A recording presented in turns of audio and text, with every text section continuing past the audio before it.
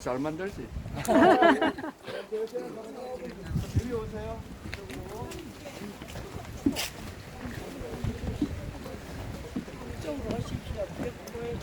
물이 막 나온다. 여기서부터 여러분들 발밑으로서 여기서 흘러 나오는 거예요. 처음으로 나오는 거지. 여기 바람이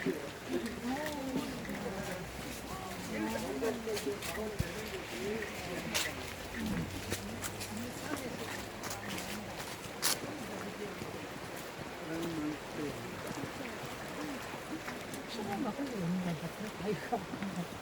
그 정도.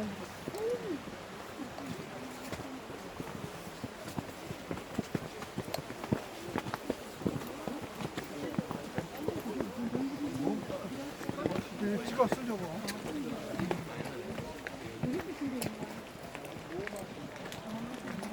우와.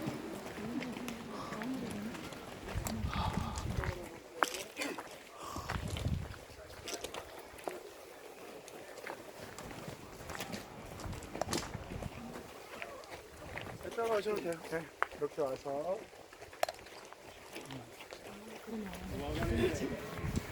무화과 냄새가 잘 이렇게 맡아지세요? 무화과나무 밑에 있는. 아직 무화과 좁겠네. 벌레 많네. 자, 여기 오셔서 이제 설명드리겠습니다.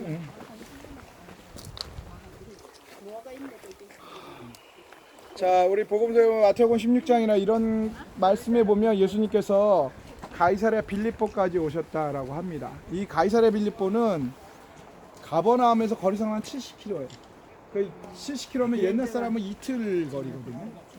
이틀이나 된 먼 곳까지 이렇게 오셨던 거고, 북쪽 지역에 이제 전도여행으로 오셨을 때 예수님이 사람들이 나를 누구라 하느냐라고 할 때 제자들이 다들 얘기하죠. 더러는 세례 요한, 에레미야나 엘리야라 합니다라고 할 때 예수님이 그러면 너희들은 나를 누구라 하느냐라고 할 때 우리가 잘 아시는 베드로의 고백이 있었습니다. 같이 하겠습니다. 주는 그리스도시요 살아계신 하나님의 아들이시니라. 아멘. 이 말씀을 베드로가 할 때 예수님이 바요나 시몬아 너에게 복이 있다. 이를 내게 알게 한 이는 혈육이 아니고 하늘에 계신 하나님이다. 내가 너를 이제 시몬이에서부터 베드로라 부르겠다. 반석이라는 이름을 주시고 천국의 열쇠를 줄 것이니 하늘에서도 풀리면 땅에서도 풀리고 하늘에서도 매이면 땅에서도 매일 거다라고 이렇게 말씀하시고 그리스도신 것을 밝히셨어요. 그랬는데 그 다음 장에 보면 곧 예루살렘에 가셔서 대제사장과 장로들에게 고난을 받으시고 십자가에 달려 돌아가시고 3일 만에 부활하실 것을 그때 이제 제자들에게 암시하시는 거. 그러다 보니까 아마도 예수님이 이곳에 오셨던 것은 공생애의 중기나 후기 쪽에 있었던 것으로 알고 있습니다. 그럴 때에 우리가 말씀해 보면 베드로는 절대로 그런 일이 없을 겁니다라고 하면 그 앞쪽에 있는 장에는 시몬을 갖다가 베드로라고 하시고 천국의 열쇠까지 주시면서 축복하시고 그 다음에 있는 장에는 너무나 반전이 있어요. 뭐라 그래요 그러면? 사탄아. 네. 너는 나를 넘어지게 하는 자로다. 그건 뭐냐? 예수님은 아시는 것이 베드로가 생각하는 게 하나님의 일을 생각하는지 하나님의 일 외에고 다른 사람의 일을 생각하는지 그걸 아시기 때문에 사탄아 물러가라 너는 나를 넘어지게 하는 자로다 라고 말씀하시 예수님이 마지막으로 하시는 말씀이 사람이 제 목숨을 잃으면 아무것도 소용이 없으니까 나를 따라오려거든 자기를 부인하고 자기 십자가를 지고 나를 따르라. 너희들은 그러한 준비가 돼 있냐라고 여기에서 제자들에게 물어보셨다. 가장 어떻게 보면은 제자들과 이 깊은 곳에서 영적인 그러한 수련을 하셨던 것이 바로 영적인 교제를 하셨던. 이 엄청나게 여기 그 시골에 이스라엘에서 여기 시골에 되게 북쪽에 있는 곳인데 여기까지 오셔서 했었던 것. 여기는 어떤 곳이었냐면 이곳은 옛날에 2300년 전에 헬라 시대 때에도 여기는 헬라시의 도시가 있었는데 여러 신전들이 있었어요.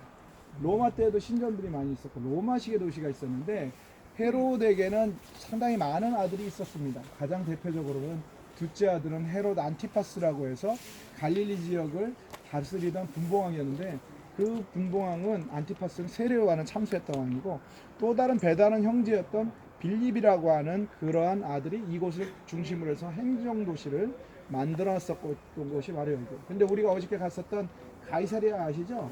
거기를 헤롯이 황제를 위해서 내가 이게 황제라는 이름을 붙여놨으니까 아들이 아버지가 거기에다 도시를 황제라는 거를 붙였으니까 자기는 똑같이 하면 안 되니까 가이사랴 빌립보.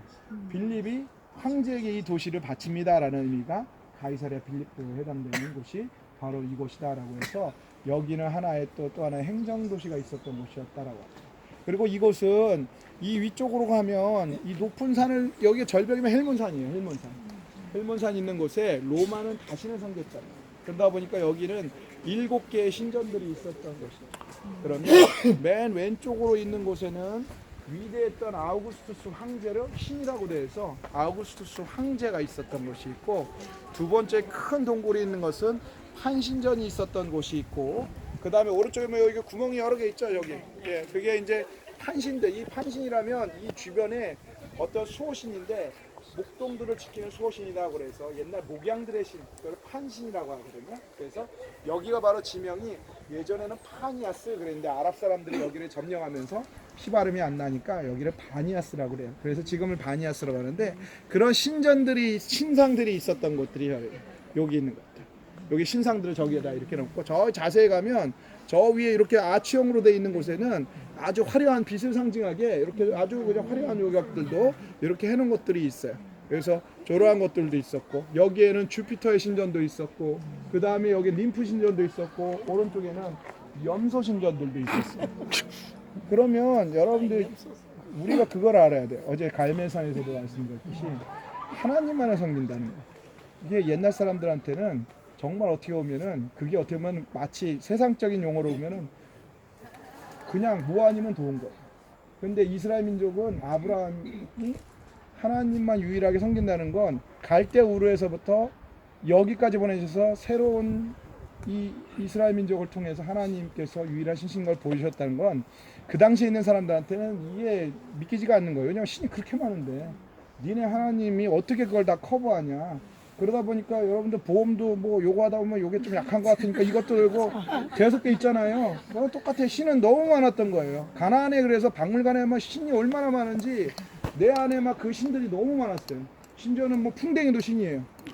예? 그거를 갖다 유일신 사상을 했던 게, 그래서 이집트에서도 물론 정확지 않았지만 태양신 라를 갖다 섬기는 게 종교개혁이었던 거였는데, 하나님을 보이지 않고 섬긴다는 게 얼마나 그랬는데 여기에서 제자들에게 예수님께서 온전하신 하나님의 아들 메시아신 것을 온전하게 이방 땅에서 밝히셨던 거예요. 참 의미가 있는 곳이 바로 여기다라고 볼 수 있고, 그런 수많은 신전터가, 이게 신전터에 사실은 신전터이기 때문에 우리가 여기는 이런 곳이 있어요. 예수님이 여기로 오셨는지 안 오셨는지까지 모르지만 분명히 가이사랴 땅에는 오셨죠. 왜냐, 지명이 있으니까. 이 어디선가 저렇게 많은 신전들이 있는데 그 신전들 중에서 진짜 너희들이 생각하는 참 하나님이 누구냐 할 때에 제자들에게 그 보이지 않는 하나님을 온전하게 보여주셨던 곳이 바로 여기다라고 이렇게 볼 수가 있는 곳이에요. 그래서 아마도 이제 그런 의미로 이 가이사랴 빌립보를 우리가 보시면 되고, 그 다음 말씀에 보면 예수님이 변화산으로 가시잖아요. 변화산. 그래서 변화산이 이스라엘의 높은 산이라고 표현했기 때문에 예수님의 용모가 변화됐기 때문에 우리가 후보로 되는 게 두 군데인데, 하나는 다볼산이라고 해서 이스라엘 골짜기 평원에 동그란 산이 있어요. 하나 580m 정도 되는데, 교회는 거기에 있지만 또 하나의 이제 산으로 많이 알려진 게 헬몬산입니다. 예수님의 높은 산에 올라가셔서 용모가 변화했었던 것이다라고 해서 그러한 또 변화산으로 이제 또 알려져 있는 곳이 하나가 이 헬몬산, 또 하나는 다볼산이다라고 하는데, 정확하게 지명이 어느 산이라고 나오지 않고 높은 곳이다라기 때문에 그러한 곳으로 있다라는 거 우리 참고로 하시면 돼요.